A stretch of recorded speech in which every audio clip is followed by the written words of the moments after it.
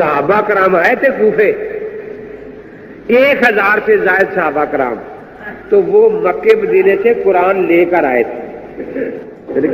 لکھا اگر نماز وہی کہے تھے کہ مکے جا کے کوفے جا کے نماز کو نہیں بنا لیں گے، یا نماز بھی وہاں سے لے کے آئے تھے؟ کیا خیال ہے آپ کا؟ نماز بھی وہاں سے لے کر آئے تھے نا. اگر اہل کوفہ پر قرآن کے بارے میں اعتماد ہے تو نماز کے بارے میں بھی اعتماد کرنا چاہیے. لیکن کرے کیا؟ وہ ایک رافضی کہتا ہے یہ نماز غلط ہے، دوسرا رافضی کہتا ہے یہ قرآن غلط ہے. لیکن قرآن کوفہ میں کہاں سے آیا؟ مکہ مدینہ سے. نماز کہاں سے آئی؟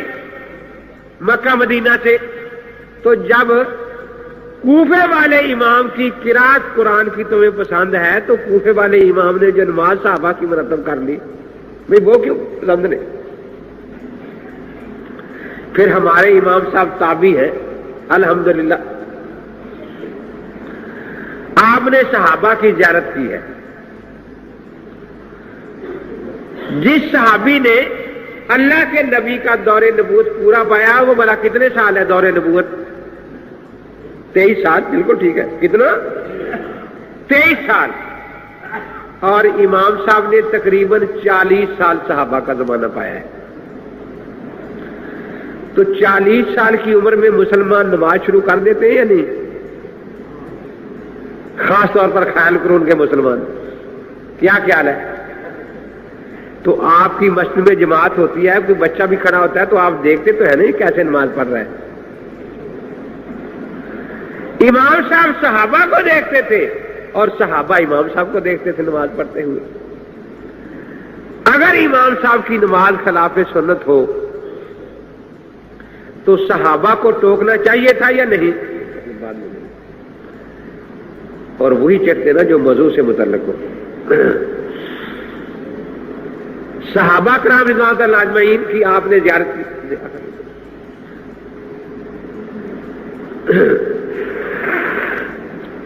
تو اب دیکھیے میں یہاں آپ کے یہاں آیا ہوں غالباً اس مدرسے میں پہلی دفعہ حاضری کا موقع ملا ہے، تو میں یہاں نماز پڑھوں اللہ اکبر اور سر پر ہاتھ باندھ سبحانک اللہم و بحمدک و تبارک اسمک. آپ نے ہنسنا کیوں شروع کر دیا ہے؟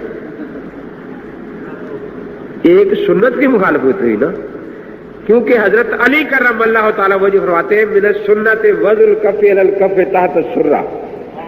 سنت طریقہ نماز کا ہے کہ ہتھیلی پر رکھ کر ناپ کے نیچے ہاتھ باندھے جائیں. ایک آدمی مجھے بتانے لگا کہ میں سفر میں تھا، وضو تھا تو پاس بس اسٹینڈ کے پاس مسجد تھی، میں نے کہا چلو نماز ہی پڑھ لیں 2 رکعتیں. میں جا کر نماز پڑھنے لگا، میں نے ہاتھ ناپ کے نیچے باندھے. ایک بابا جی بیٹھے تھے، انہوں نے نماز میں آ کر ہاتھ اٹھا کے یہاں سینے پر رکھ دیے. میں نے اٹھا کر سر پر رکھ لیا. وہ نماز کے بعد لگتا ہے یہ کیا تھا؟ میں نے کہا وہ کیا تھا؟ میں تو یہ سمجھا کہ شاید سینہ عرش کے زیادہ قریب ہے تو سر اس سے بھی زیادہ قریب ہے، چلو اور اللہ کے عرش کے قریب ہو جائیں ہاتھ. تو میں اگر ایک سنت کے خلاف نماز میں یہ کروں تو آپ مجھے روکے ٹوکیں گے یا نہیں جی؟ اس کا مطلب یہ ہے کہ 15ویں صدی کے مسلمانوں کا ایمان بہت ہی زیادہ مضبوط ہے کہ یہ ایک سنت کے خلاف بھی عمل، اور معاذ اللہ جس کو اللہ کے نبی پاک خیل قرون فرما رہے ہیں، صحابہ تابعین اور تبع تابعین جو تھے ان میں سنت کی معاذ اللہ کوئی محبت نہیں تھی. ساری نماز ہی امام صاحب غلط پڑھتے رہتے، کوئی ٹوکتا ہی نہیں. کیونکہ باقی 15ویں صدی کے لوگوں کا ایمان زیادہ مضبوط ہے یا خیال قرون والوں کا؟ تو ہم جو نماز پڑھتے ہیں الحمدللہ ہمیں فخر ہے، ہماری نماز کی تصدیق صحابہ کے سامنے ہو چکی. اگر اس میں کوئی غلطی ہوتی تو صحابہ ضرور جاتا تھے. اب جس نماز کی تصدیق صحابہ کے سامنے ہو چکی ہو، مجھے ان دوستوں پر نہیں گلا، آپ سے گلا ہے کہ صحابہ کی تصدیق کے بعد آپ چاہتے ہیں کہ وہ بابا روڑیا جو گلیریاں بیچتا ہے وہ کہے گا نا نماز صحیح ہے تو ہم مانیں گے صحیح ہے. کیا صحابہ کی تصدیق کے بعد کسی بابے روڑیے کی تصدیق کی ضرورت ہے؟ جی کسی کسیٹی خاں کی تصدیق کی ضرورت ہے؟ تو گویا آپ نے صحابہ کی عظمت کو نہیں مانا اگر آپ نے شک کر لیا. امام صاحب تابعی ہے، کہہ دو صحابہ استاد ہے، صحابہ استاد ہے، تابعین ہم جماعت ہے، تابعین تبع تابعین شاگرد ہیں. ہماری نماز صحابہ کے سامنے تصدیق ہو چکی، تابعین کے سامنے تصدیق ہو چکی، تبع تابعین کے سامنے تصدیق ہو چکی. ان کی تصدیق کے بعد ہمیں کسی 15ویں صدی کے آدمی کی تصدیق کی کوئی ضرورت نہیں. یہ ہے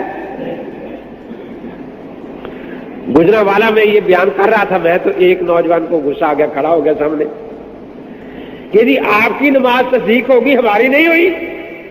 میں نے کہا فرمائیے.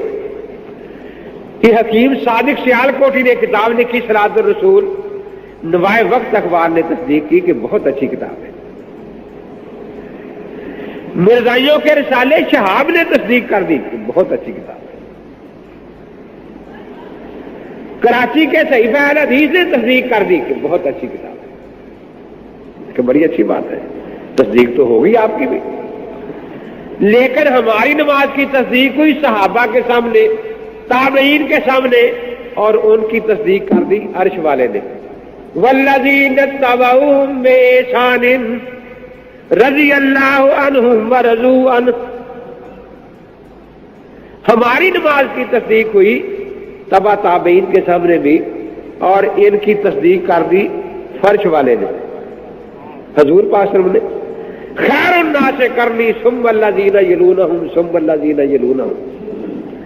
تو آپ بھی کوئی آیت حدیث پڑھے کہ شہاب رسالہ مرزائیوں کا تصدیق کر دے تو وہ بھی تصدیق قابل اعتماد ہے. اب دیکھو عجیب بات یہ ہے کہ صحابہ کی تصدیق انہیں اچھی نہیں لگی، تابعین کی تصدیق اچھی نہیں لگی، تبع تابعین کی تصدیق اچھی، اور مرزائیوں کے رسالے کی کہتے ہیں تصدیق اچھی ہو گئی. ہمارے امام صاحب رحمۃ اللہ نے 55 حج کیے ہیں. کتنے؟ اللہ تعالیٰ ہر مسلمان کو اپنے گھر کے حج اور نبی پاک کے روضے پاک کی زیارت کی توفیق عطا فرمائے. جنگ کا رہنے والا مسلمان حج کے لیے چلا جائے، یہاں نماز میں سستی بھی کرتا ہو تو وہاں حج میں جا کے نمازیں پڑھتا ہے یا نہیں؟ پڑھتا ہے نا.